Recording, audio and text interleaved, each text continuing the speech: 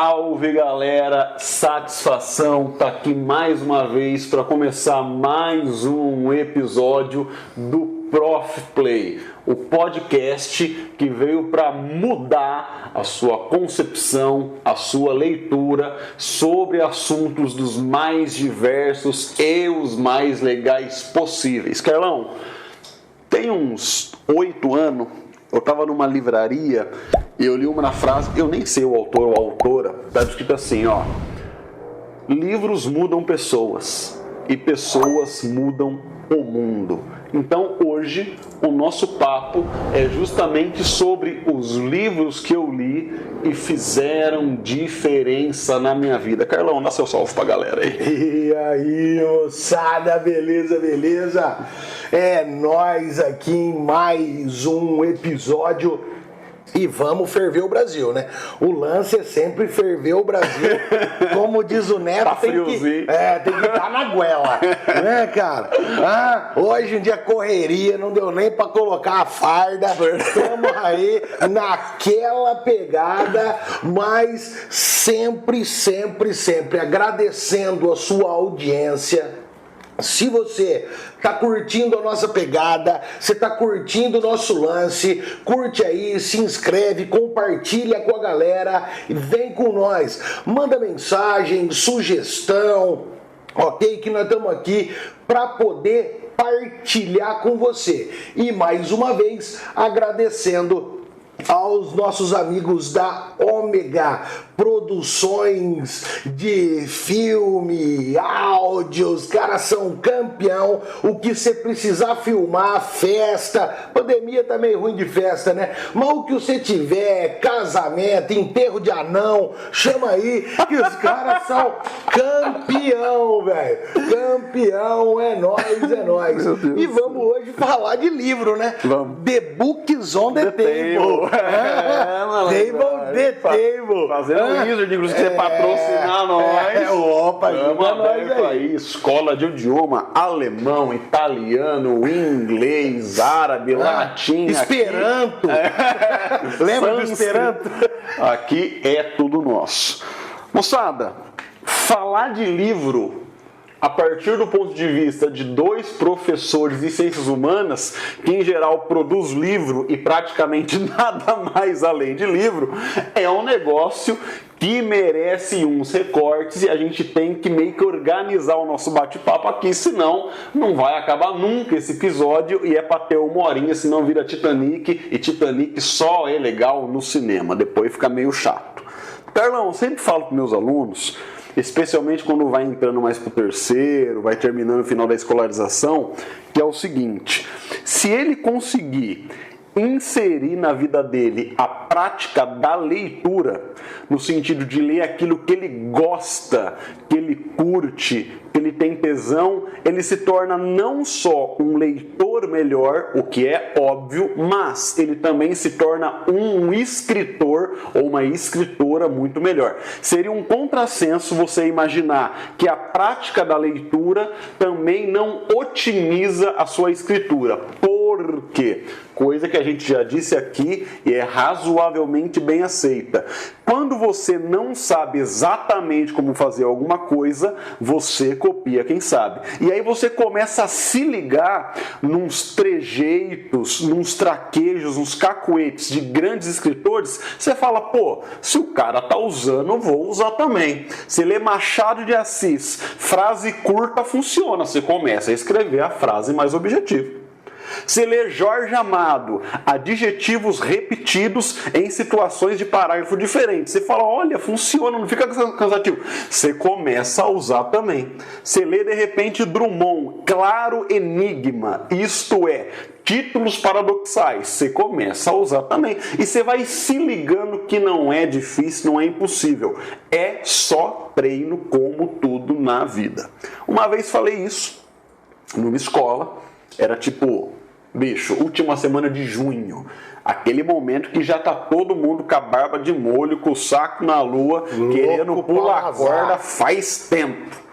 Aí falei isso, chegou na 1ª de agosto, pós-férias, aquele clima gostoso, finalzinho de inverno, aquela coisa, o moleque falou assim, Taone, cara, aquilo que você me falou me deixou muito mexido, tal. Eu tenho 17 anos, eu nunca tinha lido um livro na minha vida, né? E você falou que se eu lesse um livro de um negócio que eu gosto, isso ia me transformar. Eu falei, é verdade. Ele falou assim, eu li o primeiro livro da minha vida completo. Eu falei, nossa, velho, que massa, que livro que você leu? Porra, eu conheço um monte de livro. Ele falou assim, eu li O Doce Veneno do Escorpião. Você conhece? Falei, irmão, que livro é esse? Aí, é a biografia da Bruna Surfistinha. Eu falei, você aprendeu umas coisas novas? Ele, nossa senhora, não apareceu. Ele falou, não estou escrevendo nem só melhor, estou escrevendo até mais bonito. Então é um caso, bicho, que parece ser esdrúxulo, escatológico, sei lá, mas é verdade. Porque, geralmente, isso eu acho que é uma falha da instituição escola. Vai apresentando umas coisas para a estudantada ler, que o moleque lê o Alto da Barca do Inferno. O negócio é meio português, meio latim, aquele moralismo batendo forte, fala, ah, rapaz, Deus o livre, literatura é isso aí, larga de mão. E vai pegando desgosto pela leitura. Eu não sei você, a minha experiência de literatura na escola foi experiência ruim, cara. Eu comecei a gostar de ler e inserir esse hábito na minha vida, parte por teimosia, no sentido de tentar fazer disso um processo até de identidade, de afirmação, parte por inspiração familiar, porque se não fosse isso, se dependesse só da escola, eu estava frito, eu era, como se diz por aí, um analfabeto funcional. Carlão, sua experiência com leitura, que começou a te transformar como ser humano, começou quando, mais ou menos? Cara, putz, livro é uma coisa absurdamente presente na minha vida. Assim, absurdo a presença do livro em vários momentos e em vários segmentos da minha vida. Mas eu posso falar para você, sem medo de errar, que o primeiro livro, o livro que mudou a minha percepção, era um livreto, esse livro de bolso. Só. Logo que eu fui alfabetizado, a minha mãe tinha em casa um livrinho pequenininho assim, que chamava Amar é. Olha aí, rapaz. Eram quadrinhos, desenhos de dois bonequinhos, e sempre vinha Amar é fazer um carinho pela manhã. Aí na outra página, amar é passear de mão dada, coisas assim. E foi, cara, eu lembro perfeitamente de eu ficar deitado no tapete da sala, lendo este livrinho várias vezes. Assim que eu me alfabetizei, transição do ensino, da educação infantil para o fundamental, né? Que na minha época chamava primeira série do grupo, né? Chamava primeira série do grupo, ainda não chamava fundamental. Ah, tá. Aí chamava primeira série do grupo. Rapaz, você é antigo, hein? Sou, vixe. Da época que o capeta era criança. E 1900 era Cid Almeida. É, mas eu lembro dela perfeitamente, da Cid Almeida. E, cara, é um negócio muito louco isso, assim, porque esse livro, ele foi o livro que me deu prazer em pegar algo e ficar folheando e fazendo esse download de informações sem necessidade de internet, que é um bagulho muito louco. Então começou aí. Aí na escola, a experiência escolar, o primeiro livro que eu tive que ler na aula de literatura, na verdade assim, tinha uma coleção, como é que era o nome? Vagalume? Coleção Vagalume, todo mundo tinha que ler no ensino fundamental. Só. Mas eram livros que eu achava muito fáceis, assim, lia muito rápido, né? Não dava muita bola para isso. Não dava muita bola para isso. Aí na primeira série de ensino médio, a gente teve que ler Amor de Perdição, Camilo Castelo Branco. Pensa num livro que me deu ódio.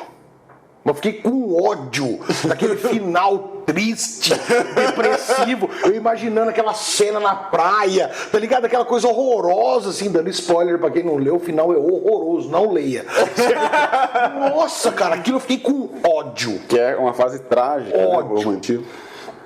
Aí eu tive uma professora no ensino médio que ela abandonou essa coisa de literatura portuguesa e literatura brasileira. Só. E ela dá, olha só, a gente teve que ler Agatha Christie, Sidney Sheldon e George Orwell. Tá. Aí foi muito massa. Eu sempre gostei de política, Revolução dos Bichos. Puta, foi do caralho, assim, um livro que eu li trocentas mil vezes na vida. A Revolução dos Bichos é tipo uma metáfora para a Revolução Russa, não é? Para o pós-Revolução Russa. Tá. Né? O começo do livro é a tomada de poder. Isso, lembra. E aí o processo pós, ali na transição do morte do Lenin e o governo do Stalin. Mas é uma crítica, na verdade, né? Tem umas pessoas que falam assim, isso é uma apologia. Pô, então você não leu o livro. Porque o livro é uma crítica atroz. Porque mimetiza o poder da figura do porco, que é uma coisa meio parasitária. Né? Mas o grande lance do livro é mostrar a corrupção, sabe, a transformação de como a ideia do socialismo stalinista era uma dinâmica de corrupção atroz. Assim. Perverteu o projeto. Né? Com certeza. Cara, então isso é muito louco, assim, porque esse momento com os livros, ele foi um momento muito rico. Mas eu vou confessar uma coisa para você. Eu tenho muita dificuldade com leitura. Eu tenho déficit de atenção. Puta, eu lembro dessa história. Você podia contar, cara. Cara, e déficit de atenção é uma coisa que faz a leitura ficar muito penosa muitas vezes. Então, eu sempre fui um cara que me esforcei muito para ler. Entendi. Eu nunca peguei um livro e falava assim, pá, pega esse livro e pum, um tapinha. Lê numa só. Era sempre amarrado, sempre cansativo. Eu não sou aquele cara que consegue ler enquanto o outro conversa, com barulho, com não sei o quê. Eu preciso de um ambiente totalmente propício para leitura. Quando eu vejo a galera falando assim, eu estudo ouvindo música, eu falo, velho, ou você não está estudando, ou você está enganando os outros, não é possível. Né? Eu não dou conta. Não dou conta. Você sabe que eu também achava isso, cara? Porque o som, além de me distrair, ele começa a provocar em você uns impulsos, de repente você está se mexendo, você já está em outro mundo, né? E a leitura fica completamente perdida. Ela desaparece. Mas eu já vi tanta gente fazer, cara, que eu acho que pra uma moçada funciona. Né? Tem gente que consegue. Eu não consigo. Eu já vi gente trabalhando, tipo, trabalho, sei lá, home office, o pau torando um David Guetta aqui e a pessoa produzindo, velho. Não consigo. Nem eu. Não consigo de jeito nenhum. É um negócio muito louco, cara. Mas o meu avô era um tarado por livro. Legal. Na nossa casa, meu avô tinha... vou falar pra você uma besteira. Em casa ele tinha mais de 300 livros com muita facilidade. Sabe aquela coleção... Os Pensadores, a primeira coleção com capa de couro avermelhada, sabe aquela? Era mais longa, né? A gente tinha aquela coleção em casa. Caraca. Tinha aquela coleção. E meu avô morreu em 96. Grande parte dos livros que meu avô tinha eram livros religiosos. Que eu li muitos, né? Espírita. E livro espírita. Psicografia, né? Chico Xavier, Divaldo Franco, Raul Teixeira, Mônica de Castro, André Luiz. Li muito, muito, muito. E quando meu avô faleceu, aquela biblioteca ficou lá, minha avó não é dos livros, né? Aqueles livros seriam meus. Mas a ideia era, deixa lá por enquanto, fica na casa da avó, fica aquela biblioteca montada. Tá. Só que olha que louco, eu vim fazer faculdade em Marília em 98. Em 99... fevereiro de 99, eu fui passar o carnaval com os amigos de faculdade da praia. Deu uma chuva absurda no estado de São Paulo, no interior do estado. Jabuticabal, a casa da minha avó ficou debaixo d'água, velho. A casa da minha avó era no encontro dos córregos que corta a cidade. Tá. Num quarteirão era a casa da minha avó, no outro do meu irmão. As casas ficaram debaixo d'água. Era área de várzea, então. Era muito louco isso, porque eu tava lá na praia, eu assisti o telejornal e eu vi o teado na casa da minha avó. Fiquei desesperado. Rapaz do E céu. eu perdi duas coisas que eram muito importantes pra mim ali naquela enchente. O livro? Os livros, né? Foi tudo pro diabo, já era. E o Fusca do meu avô, que ia ficar pra mim. Nossa, bicho. Meu avô tinha um Fusca azul. Jeitadinho, Fusca, aquele do farolzinho pequeno atrás, era um Fusca, acho que era 72, e eu ia ficar com aquele Fusca. Só que quando deu a enchente, o muro lateral era uma madeireira do lado da casa da minha avó, e caiu aquele mundo de tora em cima do Fusca. Nossa. Teve que dar o Fusca pro ferro velho, já era. Então eu perdi duas coisas naquela enchente. O meu primeiro carro, o que seria meu primeiro carro, e a biblioteca. Mas daí você vem fazer faculdade de ciências sociais. Você perde, isso é muito perigoso. A coisa da literatura por prazer, ela fica abandonada. É porque você lê mais os teóricos, né? E você fica todo trabalhando dia. muito. O dia que não tinha 50, 60 páginas para ler, não tinha aula. Né? Era puxado, cara. É o normal. Eu recentemente comecei a fazer o doutorado e aí eu estou fazendo uma disciplina, cumprindo um crédito de disciplina que se chama Memória, Cultura e Apropriações. São 10 encontros, 10 livros, 10 seminários, nem tem choro, não tem vela, não tem fita amarela, companheiro. Você que se vira. Aí você pega aquele puta repertório gigantesco de bibliografia. Você não leu todos os livros, muito embora você esteja num nível alto da escolarização. 2, você não consegue comprar todos os livros por uma questão de grana e por uma questão que tem livro que está esgotado faz 15 anos, não reedita. 3, você tem que se virar do mesmo jeito, porque você vai ser cobrado. Aí, um belo dia, como dizia minha avó, não cospe pro arco que volta pra peça. Eu sempre amaldiçoei o negócio do PDF, do livro digital, não é de ler no notebook, mas é isso ou é isso, não tinha outra opção. Aí, comprei do Sampaio o Kindle dele, que ele falou que comprou, não deu conta de ler, porque gosta muito do objeto livro, e vendeu para mim por um precinho de banana, mesmo porque o novo na Amazon, se quiser patrocinar nós, não é verdade? Tamo no jogo. Não chora no mama, que na risca não petisca, rapaz. Me vendeu, e bicho, vou te falar uma bobagem. Tô gostando pra caralho de ler nesse formato. Isso é bom. Porque o negócio é leve, tem uma luz própria para leitura e você consegue controlar o tamanho da fonte, o espaçamento entre as palavras. Então, por exemplo, você vai ler As Origens do Totalitarismo, Hannah Arendt, a letra é miudinha, sabe, cada página uma tonelada, o livro fica cansativo.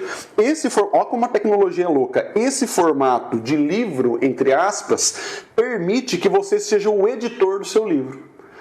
Porque você consegue dimensionar o quanto de informação que você quer dentro da página. Aí você entra no site para comprar o livro virtual. Ele não é exatamente barato não, cara. Ele é mais barato do que o livro físico, por motivos óbvios, mas ele ainda custa um dinheiro. Tá entendendo? Só que nós temos um amigo em comum, que é barista, além de tudo, não é isso? Que é o Zeca. Eu falei, Zeca, precisava ler uns negócios. Rapaz, ele me passou uns sites. Você digita lá, sei lá, Gênesis, escrito em grego. O negócio é de graça, tá entendendo? Então hoje, tô contando esse negócio que parece meio fábula, mas é verdade. O negócio é começar, porque a quantidade de informação, de possibilidade, de sebo, de livro usado que tem por aí, irmão, não tá no gibi. Eu peguei uns livros lá de casa para falar de algum deles, talvez, livros que de alguma maneira me fizeram, me moldaram, e eu peguei, cara, o livro do meu pai, que é o livro Meio Econômico, terceira edição, publicado em 1992, se eu não me engano. Por que eu peguei esse livro? Olha como são as coisas. Nesse ano, eu tinha 1 ano de vida, e meu pai dedicou para mim o livro. Para mim, legal, cara. Para minha mãe e pro inesquecível Silvio, que foi um tio meu que infelizmente veio a falecer ainda muito cedo, ainda muito jovem. Muito massa. Legal, muito né, massa. cara? Parabéns. E aí, ainda hoje, esse livro aqui tem mais de 30 anos, né?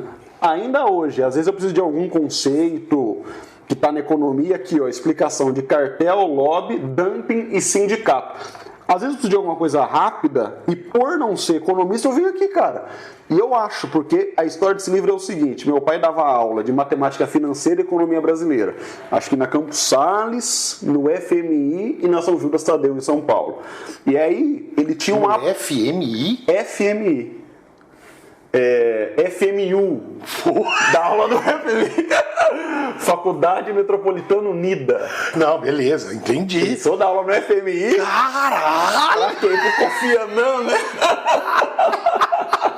FMU. Falei, nossa, mano, o cara tá voando. é muito pica, FMI. FMU. E aí, bicho, é muito legal a história. Ele precisava de montar uma apostila para lecionar o próprio curso e tal. A apostila foi ficando boa e foi vendendo, cara. Aí uma hora ele falou assim, rapaz, lança um livro disso aí, edita, coloca no pré. E chegou até a 3ª edição, que foi quando ele parou de dar aula dessa disciplina, alguma coisa assim. E aí eu lembro que eu era criança e eu vi uma foto minha, era minha mãe, tipo, datilografando, uma parada assim, e eu no meio de um monte de papel, num quartinho, no fundo de apartamento, assim, uma foto até meio pictórica, sabe? Falei, nossa, o que é isso aí? Que foto é essa, né? Isso aí foi quando a mãe digitou o livro do pai. Eu falei, meu pai publicou um livro? Publicou. Aí eu falei, caralho, meu pai tá importante. É engraçado. A primeira vez que você vê o nome do seu pai num livro, você fala, caramba, o negócio é possível, né? Aí, recentemente, ele publicou esse último livro, que foi ilustrado por um companheiro, amigão nosso, ilustrador, desenhista, chamado Marcelo Badari. Chama Vivi e Aprendi. São 50 histórias. Eu acho que esse livro está na Amazon. 50 histórias do início da infância até os 15 anos de idade, do meu pai contando o que foi a experiência de um jovem pobre numa cidade de crescimento periférico absurdo, que era São Paulo, na década de 1970, morando na Zona Leste, na frente do principal e maior cemitério da América Latina. Umas histórias, meu guerreiro, que você aí nem imagina. Por exemplo, meu pai falou que uma vez tinha muita macumba no cemitério. Muito trabalho com pinga, galinha preta. Só que no cemitério, por ser muito grande também, à noite, juntava muitas pessoas em situação de rua. O que o pessoal fazia com a macumba? Arroz, farofa, velhinha, pimenta, cachaça, irmão. Virou festa. Virou festa. O que alguns mal intencionados começaram a fazer? Quebrava o gargalo da garrafa de pinga para cair vidro dentro da pinga, para não beberem a pinga do trabalho. O que os moradores em situação de rua começaram a fazer? Começaram a pedir filtro de café nas casas. Batia para amor, quer dinheiro? Quer você? Não, tem um filtro de café aí? Tem. E ficou todo mundo assim, cara, que as pessoas estão pedindo filtro de café, né? Diferente. Para filtrar a pinga. Um belo dia, jogava-se futebol no muro do cemitério, chutaram a bola lá por cima das covas, alguém foi lá e viu um cara refiltrando a pinga, meu irmão. Você vê o que é o brasileiro. Então, velho, falar de livro pra mim é um negócio comovente, é um negócio familiar, e aí chega um momento que é muito louco. Chega um momento que não cabe mais livro na sua casa. Sim. Juntou eu, que sou um nerdão de humanas, e a Lorena, que é também, sobretudo de romance, não tem mais como comprar livro, cara. A gente precisa se desfazer um pouco para comprar mais um pouco. E o Diabatenta, você já vê aquela promoção, aquela coleção, aquele box, você não quer parar, né? Eu tô com 6 livros em casa, todos começados, nenhum terminado. 6 livros que eu comecei, aí não consegui terminar e vai embolando. E sempre comprando. Puta, mas esse eu não tenho, né? Esse eu não tenho. E o livro do Leminski? Você comprou, não? Não comprei mais. Esse livro é uma história bem interessante, assim, porque, como você sabe, eu tinha um tio que fez Ciências Sociais também e tal, que ele infelizmente faleceu. E esse meu tio era uma grande inspiração, assim, era um cara que aglutinava todo mundo, pá. E certa vez ele chegou e me entregou um livro chamado Distraídos Venceremos, do Paulo Leminski.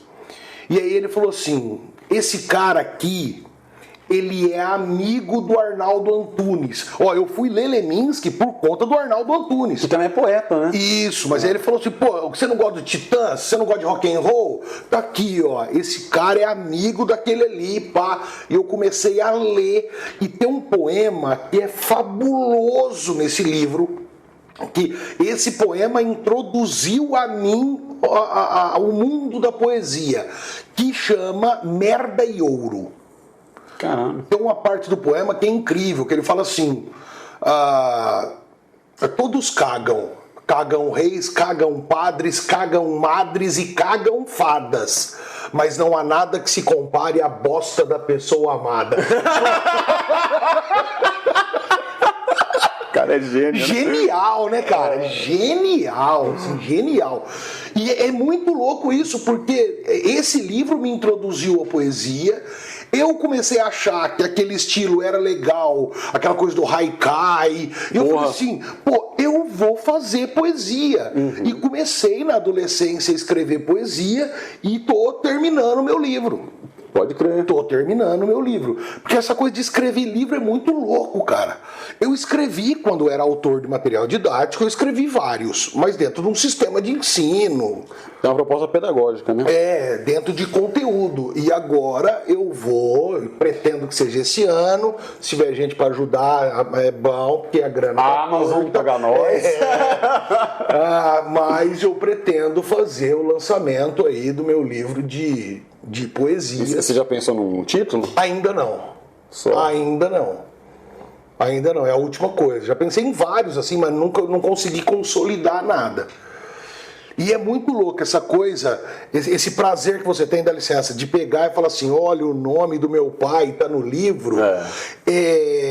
Meu pai nunca escreveu nenhum livro, mas eu fico extremamente extasiado com a possibilidade de saber que eu vou gerar esse tipo de sentimento na minha filha. Inclusive, MC, nossa produtora, um abraço pra você. Ajuda nós, salva, né? Salva nós nesse negócio de tecnologia. Rapaz do céu. Sabe, então essa coisa do livro, cara, é um bagulho muito, muito presente, assim. E eu tenho uma relação com o livro de amor e ódio. Porque a dificuldade da leitura por conta do déficit de atenção é uma coisa muito penosa. Então tem hora que eu dou uma bica, falo, vai cagar, não quero saber desse negócio, não aguento e tal, e fico afastado, assim.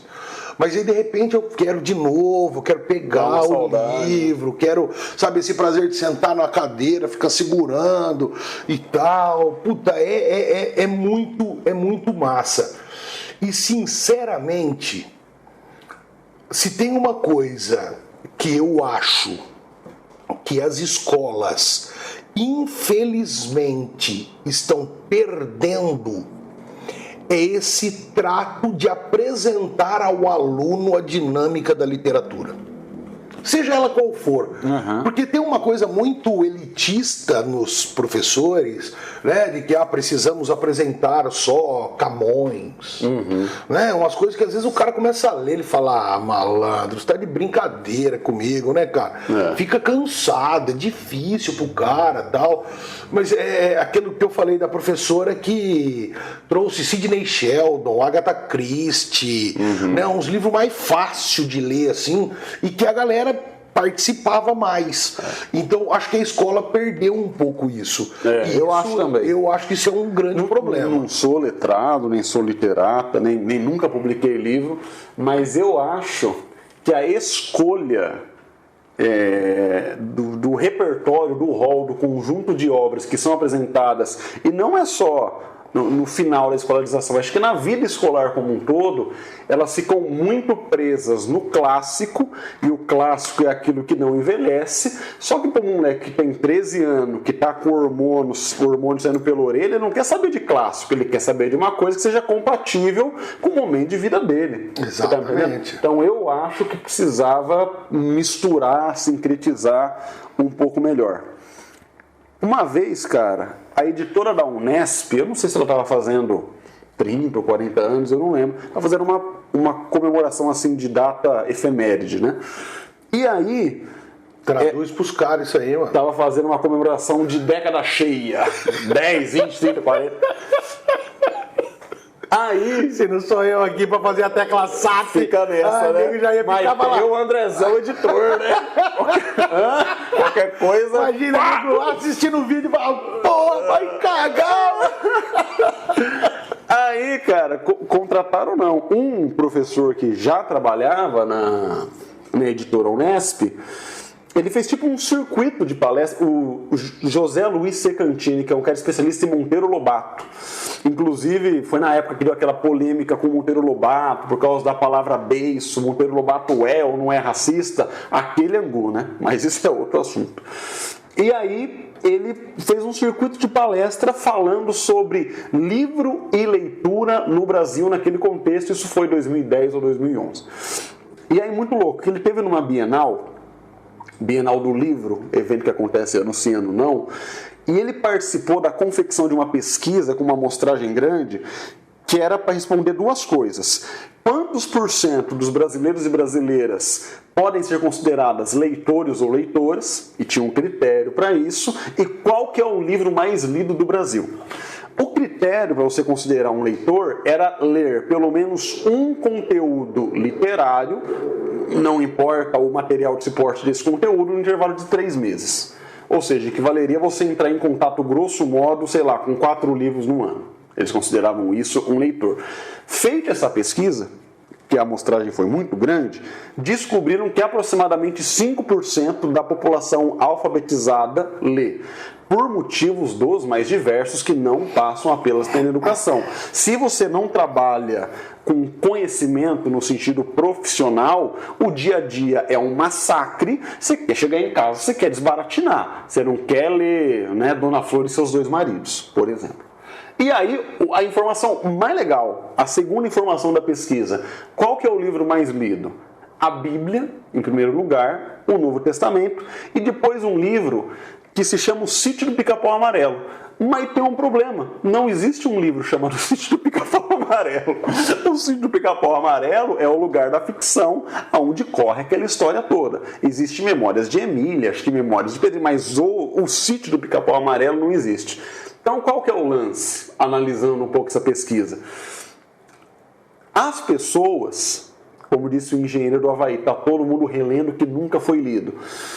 No dia a dia, eu acho que elas ressentem um pouco pela falta da leitura e vira um negócio meio vergonhoso de você falar. É pouca gente que bate no peito e fala, eu não gosto de ler, eu não consigo ler, porque fica aquela coisa meio chata. E aí, por causa disso, as pessoas ficam relendo o que não foi lido. Eu me lembro muito bem, uma vez, eu estava no começo da graduação, né? E aí apareceu um menino lá muito... Sabe aquela pessoa que tem uma empáfia gigante, que se acha muito arrogante, tal, blá, blá, blá, que acabaram de entrar, bichão. Aí, falando lá, tal, publiquei um livro, escrevi um livro... Falei, nossa, que legal. Sobre o que é seu livro? O meu livro é uma releitura de O Fausto, de Goethe. Se eu não me engano, é 1808, Fausto. Que é um negócio longo e difícil, que joga com a imagem do diabo, que chama Mefistófeles e tal. Falei, tá bom. Eu falei, mas eu não conheço o Fausto, eu nunca li o Fausto. Me conta a história do Fausto. Não, o Fausto é a história de um trabalhador que um dia acorda na sua cama, no formato de uma barata, e ele fica pensando por que ele foi metamorfoseado no inseto, uma vez que ele está na condição de um trabalhador do leste europeu. Ou seja, ele contou a história de A Metamorfose, de Franz Kafka. E eu não conhecia também a Metamorfose, na verdade. Engoliu. Anos depois, falei, nossa senhora, você é o bichão mesmo, né? Anos depois, Falei, ué. eu fui ler os livros do Kafka, porque eu assisti a uma peça de teatro que o texto chamava Um Relatório para a Ciência de Kafka. Aí eu li O Processo e eu li a Metamorfose. Eu li na Metamorfose. Sabe quando você vai ligando as ideias? Falei, filha da puta. O cara meteu um H e todo mundo. Então, mentira, às vezes nem tem a perna tão curta assim. Mas essa foi cumprida. Essa foi, mas se você ficar inventando coisa, sobretudo hoje, de livro, de autor, de obra, olha, vai ficar feio. Então é mais bonito sempre falar eu não sei. Eu falo que eu não sei sobre muita coisa sem medo nenhum de ser feliz, velho. Sabe essa história que você falou do cara não ler e ficar envergonhado de falar que não lê?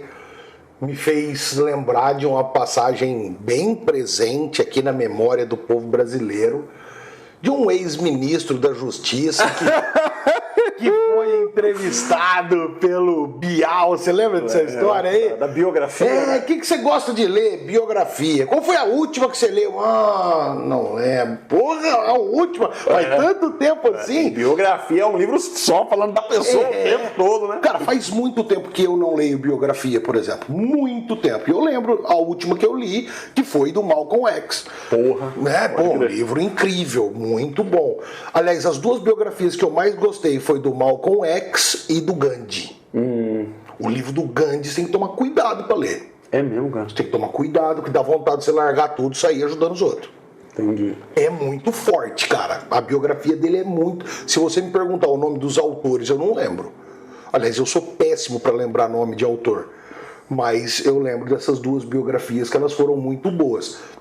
A do Luther King também é muito boa, muito boa.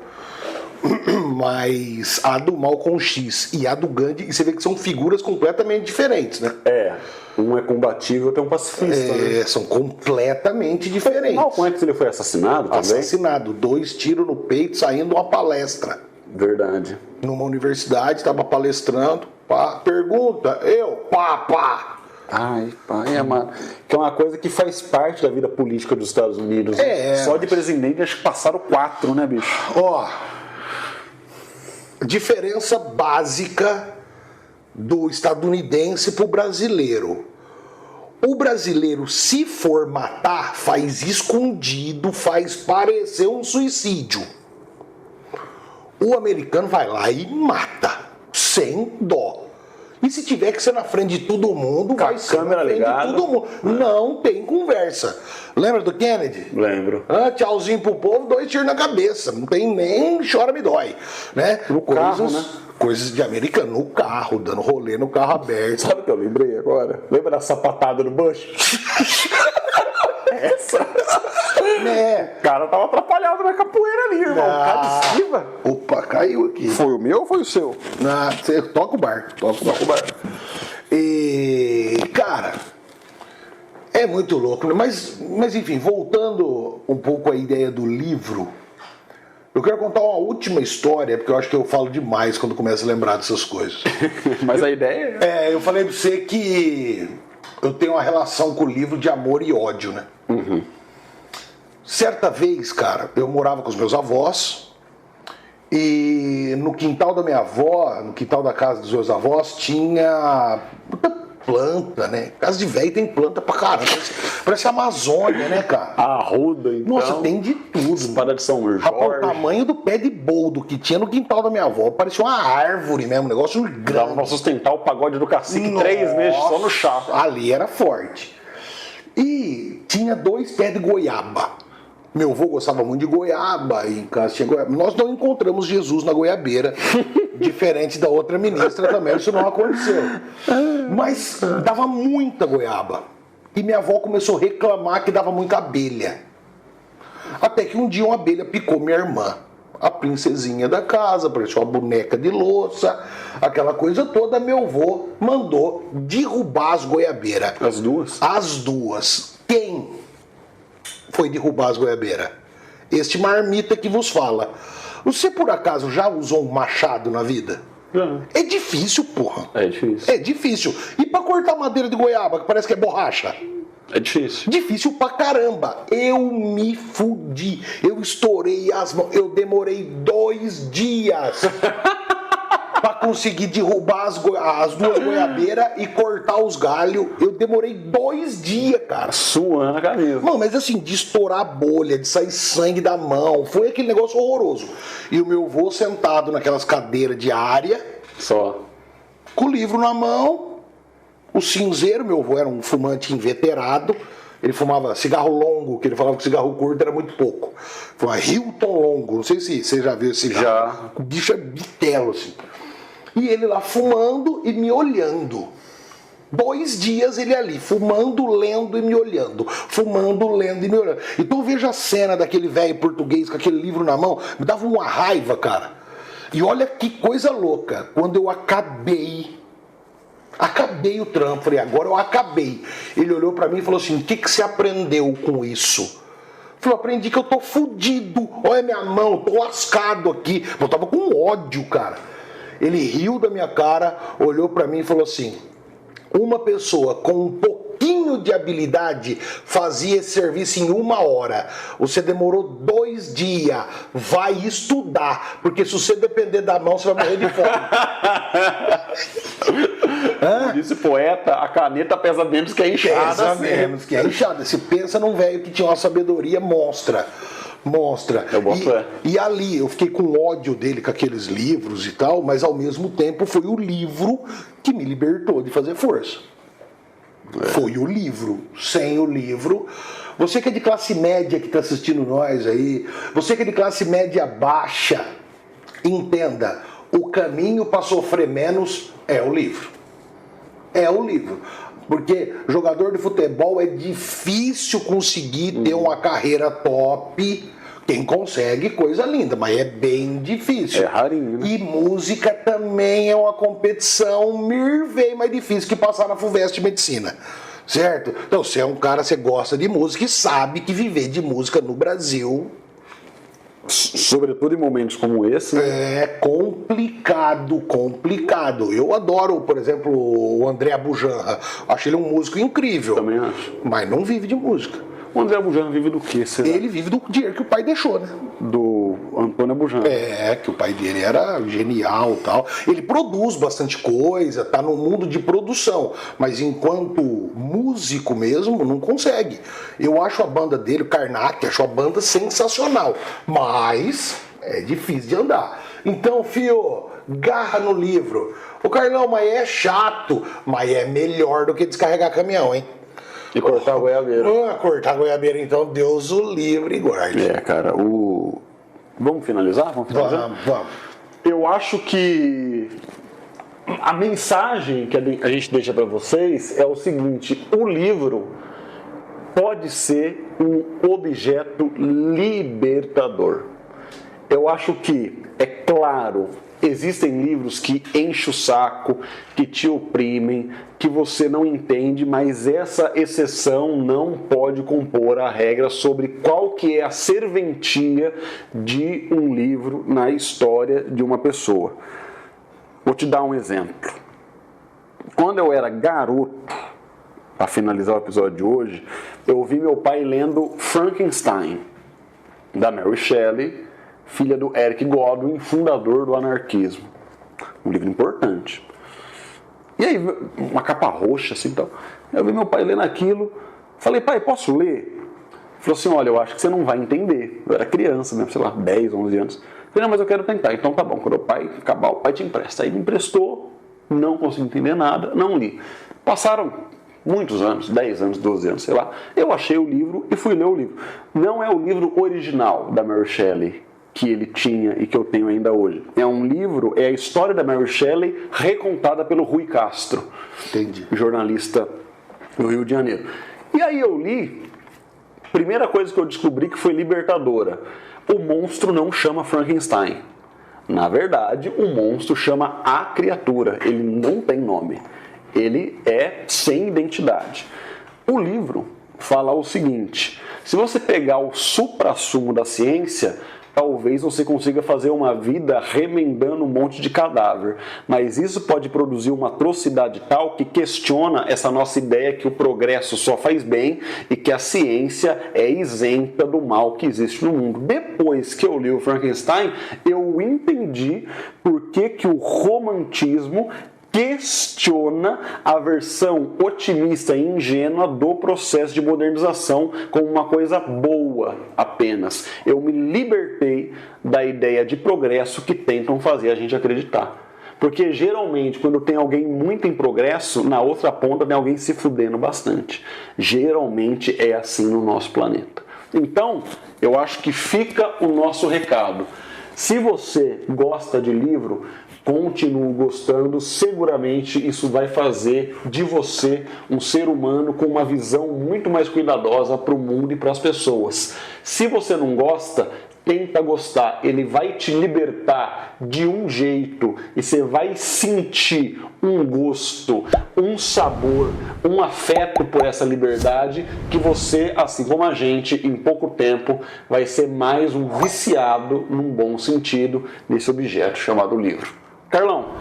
É isso aí, galera, é isso aí. Como diria a lenda, garra no livro que dá resultado, né? Galera, muito obrigado pela sua atenção. É nóis, tamo junto. Valeu. Grande abraço, meu parceiro. Falou! Valeu!